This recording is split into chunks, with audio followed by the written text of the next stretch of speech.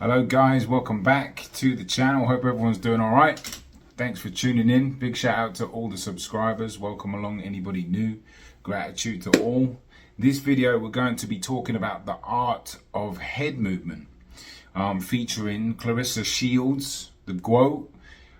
I forgot what I was talking about. I'm going to bring in Manny Pacquiao in actually an example of how he was using head movement and then how he stopped using head movement, which ended up getting him knocked out.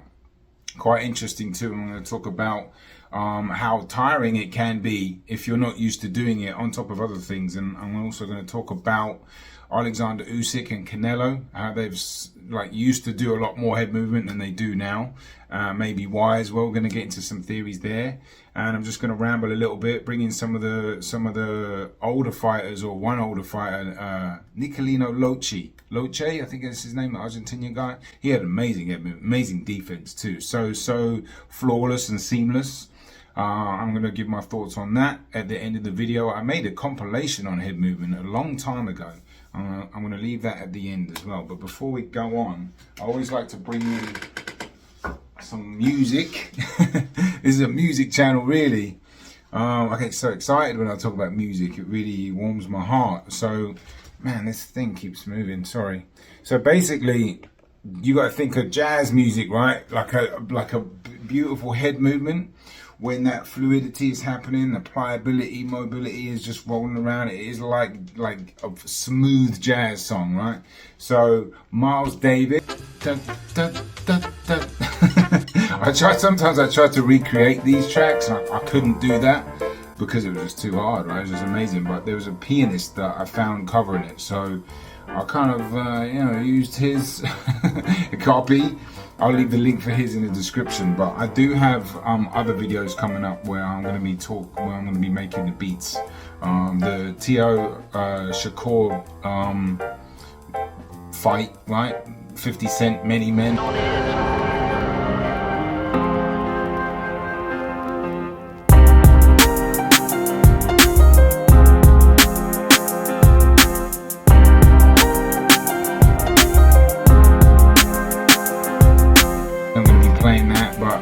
Onto this video, back to head movement, right? Because it is an art, and it's very hard to do or to make it look that easy. And we'll start with Claressa Shields because her head movement is absolutely outrageous. It's fast. The speed of this category. The answer is when she moves up to heavyweight. She's so good.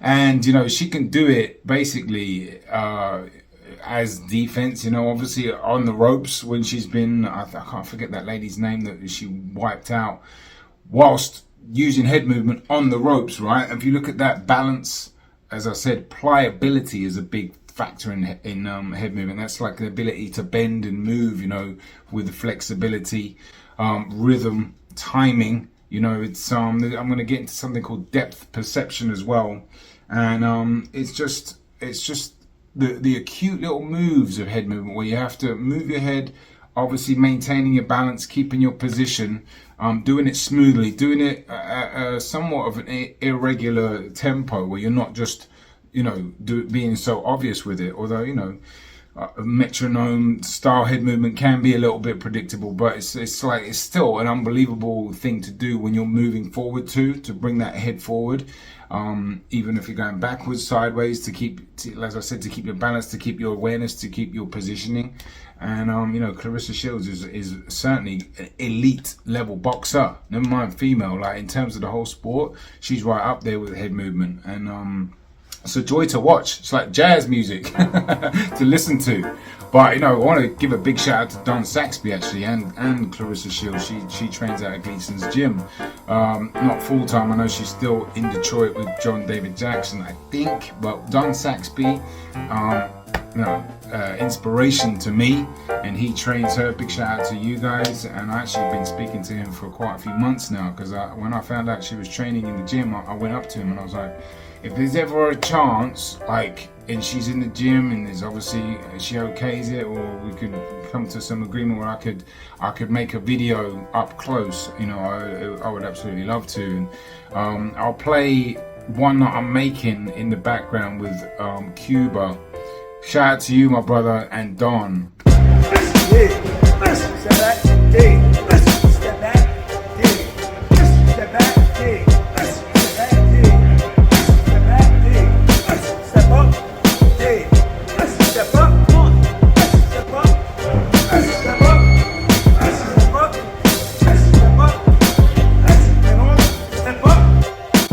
Where it's just doing pad work. You know, he's telling this story about his fight coming up in DR, which, you know, is that's the whole premise of the video. It's his energy going into it, and you know, I captured that. But that's something that I had in mind, you know, something like that where I could get up close and just really just examine the beauty of pad work. Step up. That's been on. Step up. That's step up. Step up. That would be amazing, but again, you know, we'll cross that bridge if it ever came. But, you know, big shout out to Don. You know, as I said, he's been an inspiration to me for, you know, almost it'll be 20 years in 3 years. Wow. Anyway, back to head movement, right? Because I've always thought, because it is such a skill, it always used to amaze me when, you know, people would suddenly expect like someone like Triple G or Errol Spence to suddenly be able to move their head, because I think you have to drill it. It has to be part of your, you know, if you're not used to moving your head like that, I think it can be very challenging. But not just from a rhythm perspective, but from a discipline perspective, to include that into your game and be able to do it fluently, right? And, you know, I bring up Errol Spence and Triple G because they obviously, that was a big criticism of theirs. They didn't move their head enough. But, you know, I think it would take a long time to be able to practice that, to drill it as well. You know, Canelo, obviously, he wasn't moving his head like he was against Danny Jacobs.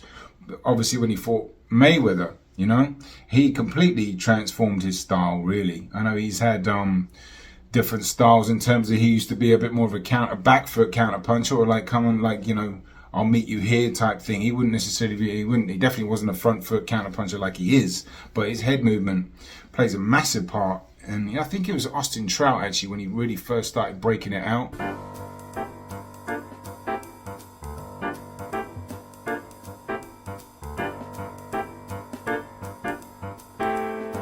And you know, from then on, he's really been one of the elite level head movers, for lack of a better word. But, you know, he's quietened it down a little bit, as has Usyk, which is why I'm bringing them in, because I think ultimately it can be a little bit exhausting, you know, to do a head movement non-stop. It's like a rhythm, it's like a flow, it's an art, you know, and if you're not practicing it, if you're not drilling it, if you're not doing it, or you are getting older, it's a bit harder to put in there, because I think it is, you know, something that you have to really work on quite a lot. And obviously, when you get to the stages of Canelo and Usyk, you know, it's like the little more movements of energy that require, maybe it's like a little bit, or not to mention their body might, you know, not be as fluent as and as mobile as they were. They're not getting any younger. And if you look at Usyk's head movement, actually, I'll show you a picture against AJ in the first fight. I mean, he was like more upper body movement. That's the thing about head movement. It's not just your head. You know, it's your whole body, your torso, your legs, your feet, your whole knees. When you're really like watching somebody that can move their head, I mean, look at Pernell Whitaker. I mean, he would do the most outrageous of head moves.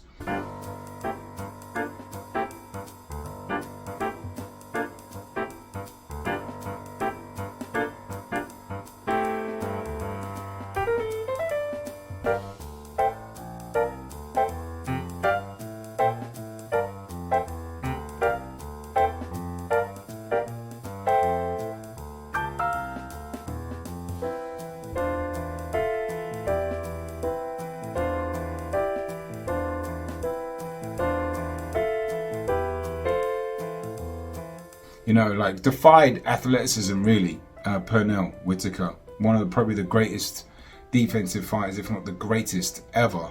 And a big part of that was his athleticism, timing, hand-eye coordination. You know, it's an art, man. You know, it really is. And Clarissa Shields really is, you know, personifies that with the art of it. You know, even back into the Savannah Marshall fight, she was moving ahead. I actually made a video about that. I was actually at home at the time. I was in my mum's back garden, and I made the video and I posted it, and I was like, her head movement, I think I said that. I left the post because I wasn't able to upload the video because my mum's internet was like slower than you can ever imagine. And I didn't make it up. I was devastated because I was like, I spent so much time doing that. But nonetheless, I was like, her skills, head movement, jab, IQ, timing, you know, it's like all of it comes together. But it's like when you see the fluidity and head movement like that, and you make somebody miss and make them pay, that's the real beauty of it. Shakur Stevenson, he's got, you know, he's got different ways to move his head. He likes to move his feet, and he can do the shoulder roll and uses parries for defense. But his sharp movements are usually something called depth perception, right? Which is a big part of it. Floyd Mayweather used to do that well too. From a defensive point of view, depth perception can mean, you know, the ability to gauge where your opponent's head is, basically the distance and stuff like that. But defensively, depth perception is a scientific term for, you know, basically, like if you look at this clip where I'm showing you now, where Mayweather's against Marquez, is a perfect example of depth perception, of like the ability to, you know, look at his balance, where he's like obviously goading him in with his head, pulls it back because the perception is his head's right there. You're looking for one big shot on Mayweather and trying it. And there's Mayweather. That's the right hand. Leans back and scores with the right. There's Mayweather. Comes over that, and then even more impressive is he ducks under the other right hand. But Shakur Stevens can do that little like sharp jerks of the head, right? So he thinks it's there, and he because his balance and his stance is so good, and you know, Shakur Stevens' balance is absolutely elite. I mean, he's an elite defensive fighter. You know, often the elite defensive fighters do have amazing head movement. I mean, look at the names already mentioned. So yeah, that's another part of it. But pliability, you know, is a big thing of it. Flexibility, as I said, mobility, agility, and you know, all those combined with good balance, good shape, good positioning, confidence too. You know, you got to have the confidence to do it. Actually, let me talk about Manny Pacquiao, because I interested in this because this was in the fourth Marquez fight, right? One of the things that Manny said would be different, that he'd be able to avoid Marquez's counters by moving his head. Well, he's definitely moving his head more. Where he clearly, when you're doing head movement too against an elite counterpuncher, right, which Marquez was, absolutely, then it kind of offsets their timing a little bit, right? And that's why you have to do it. And Jim Lampley mentioned this. And he's befuddling Marquez with all that movement. Head movement, upper body movement, keeping his feet going. It's an exhausting way to fight. He's carried it through very well for the first 2.5 rounds. No, it wasn't just the head movement, but Pacquiao was making a very concerted effort to be jittery, feints, jab, move head. That's exhausting, and even Jim Lampley mentioned that. But, you know, Manny Pacquiao was doing it quite well, right? He was coming in, moving his head, feinting, jabbing, moving like that. And that was definitely part of the game plan. And the head movement, Jim, is what is allowing him to land those shots. But obviously, when you have an elite counterpuncher or an elite smart fighter like Marquez, he eventually was able to time Pacquiao. And it was interesting because Pacquiao, when he got knocked out, right, he just stopped moving his head, came in with that double jab, which Marquez got caught with, I think, in the first or second round. Jim, here you see, well, I'm talking about the first fight. You see the pump fake followed by the 1-2, and the left hand lands cleanly. The pump fake usually holds him still, then he jumps in with the 1-2 and catches him with the left. Right, Roy Jones mentioned it in the commentary, and then you know, he was able to time, and like, you know, he could tell when Pacquiao was going to do that double jab. So it wasn't necessarily the lack of head movement, but it was part of it because his head was right on the line. Back and tries to roar back to nail Pacquiao with the right hand. Oh! That's another knockdown. He's not getting up, Jim. He get up. He's not getting up, Jim. He's not getting up. And if you look at Marquez's head, when he's throwing that right hand, bang, he brought his head straight off the line. And that's another way you can use head movement whilst being offensive, right? It's not just a defensive tool, it's both, and both at the same time. Sometimes one, sometimes the other. It's a very powerful tool, but I do think it takes a lot of time to build it up and get good at it, drill it, and bring it into a game effectively, especially if you haven't been doing it, especially if you are, you know, an established fighter that doesn't have head movement. To bring it in, I personally think is quite difficult. But, excuse me. Yeah, that's about it, really. Big shout out to the GWOAT. Big shout out to my man Don. Big shout out to Cuba. You know, I actually, about 3 years ago, was going to make a video for Clarissa Shields called Skills Pay the Bills, I think. Something like that. It was a bit of a generic title.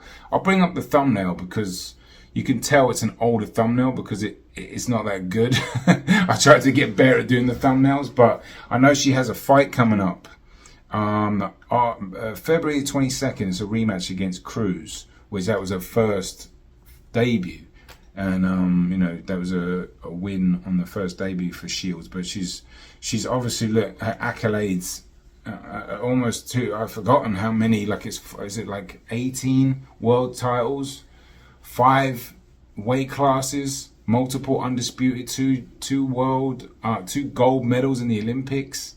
You know, I might be missing a few as well, but yeah, so that video, I might redo that because I'm slowly turning this channel into a music channel, really. Like, I'm gonna mention that in the TO breakdown. I probably won't be doing too many more of these because I really want to bring my music in, and I'll do a separate video for that. But I might do a video of that called GWOAT Status, and that'll be a track that I made with some highlights and stuff just to help promote the fight.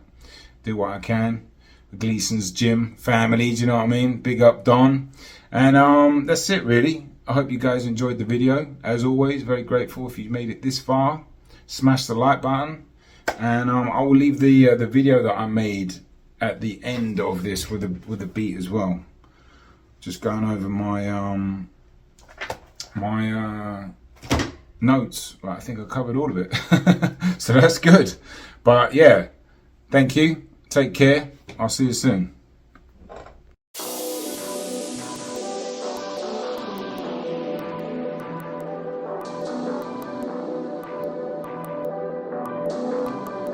Henry.